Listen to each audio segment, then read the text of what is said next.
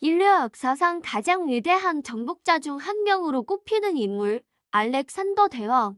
그의 이름 앞에는 늘 위대한이라는 수식어가 따라붙습니다.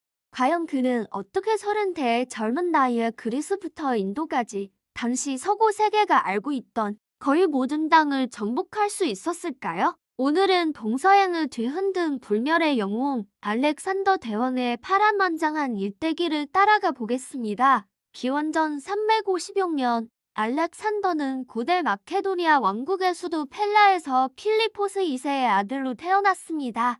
그의 아버지는 강력한 군사력으로 그리스 세계를 제패한 예신가였죠. 알렉산더는 어릴 때부터 남달랐습니다. 특히 그의 스승은 만물의 이치를 탐구한 위대한 철학자, 바로 아리스토텔레스였습니다. 그는 아리스토텔레스에게 철학, 정치, 문학 등 다양한 학문을 배우며 단순한 무인이 아닌 지혜를 갖춘 군주로 성장할 자질을 키워나갔습니다. 알렉산더의 비범함을 보여주는 유명한 일화가 있죠. 바로 사나운 야생마 부케팔로스 이야기입니다.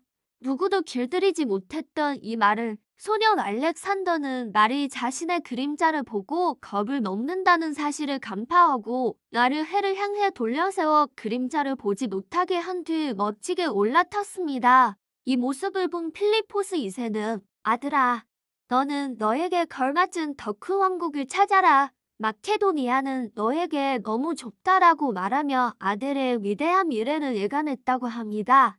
기원전 336년 아버지 필리포스 2세가 갑작스럽게 엄살당하자 20살의 청년 알렉산더는 혼란 속에서 왕위에 오릅니다. 왕이 되자마자 그는 아버지의 죽음을 틈타 반란을 일으킨 그리스 도시들을 번개처럼 진압하며 자신의 힘을 과시했습니다.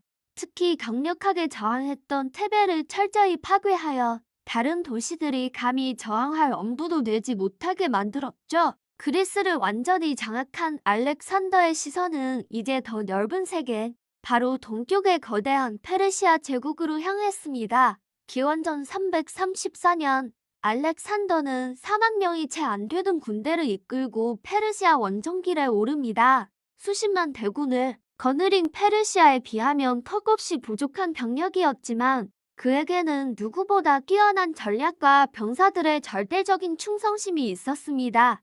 첫 전투인 그라니쿠스 강 전투에서 그는 직접 선두에 서서 강을 건너 적진을 돌파하는 용맹함으로 페르시아군을 격파하며 승리의 선악을 열었습니다. 이후 이수스 전투에서는 페르시아의 다리우스 3세가 직접 이끈 대군과 맞붙게 됩니다. 수적으로 열세였지만 알렉산더는 페르시아군의 약점을 정확히 파고드는 전술로 또다시 대승을 거둡니다. 심지어 다리우스 3세는 가족까지 버려둔 채 혼자 도망쳐야 했죠. 알렉산더는 사로잡힌 다리우스 3세의 가족을 정중하게 대우하며 정복자로서의 관용과 품격을 보여주었습니다. 알렉산더의 정복은 단순히 영토 확장에 그치지 않았습니다. 그는 자신이 정복한 지역에 알렉산드리아라는 이름의 도시들을 건설했습니다. 이 도시들은 그리스 문화와 동방 문화가 만나는 교차로가 되었죠. 특히 이집트에 세워진 알렉산드리아는 고대 최대의 도서관이 있었던 곳으로 학문과 예술의 중심지로 번성했습니다. 알렉산더는 그리스 문화를 전파하는 동시에 현지 문화를 존중하고 융합하려는 정책을 펼쳤습니다. 이것이 바로 동서양 문화가 어우러진 헬레니즘 문화의 시작이었습니다. 마침내 기원전 331년 가오가멜라 평원에서 알렉산더와 다리우스 3세는 최후의 결전을 벌입니다. 페르시아는 나스 단전차와 코끼리 부대까지 동원하며 총력전을 펼쳤지만 알렉산더의 천재적인 전술 앞에서는 속수무책이었습니다. 이 전투에서 또다시 패배한 다리우스 3세는 도망치던 중 부하에게 살해당했고 이로써 200년간 서아시아를 지배했던 거대한 페르시아 제국은 완전히 멸망하게 됩니다. 페르시아를 정복한 알렉산더는 여기서 멈추지 않았습니다. 그의 야망은 세상의 끝을 향해 있었습니다. 그는 군대를 이끌고 중앙아시아를 거쳐 인도의 인더스 강 유역까지 진군했습니다. 하지만 히다스페스 강 전투에서 인도의 포로스 왕이 이끄는 코끼리 부대를 상대로 힘겨운 승리를 거둔 후 그의 군대는 더 이상 나아가길 거부했습니다. 10년이 넘는 긴 원정으로 지쳐 있었고 맞선 땅에 대한 두려움도 컸기 때문입니다. 결국 알렉산더는 아쉬움을 뒤로한 채 회군을 결정합니다. 바빌론으로 돌아온 알렉산더는 거대한 제국을 다스리기 위한 계획을 세웁니다.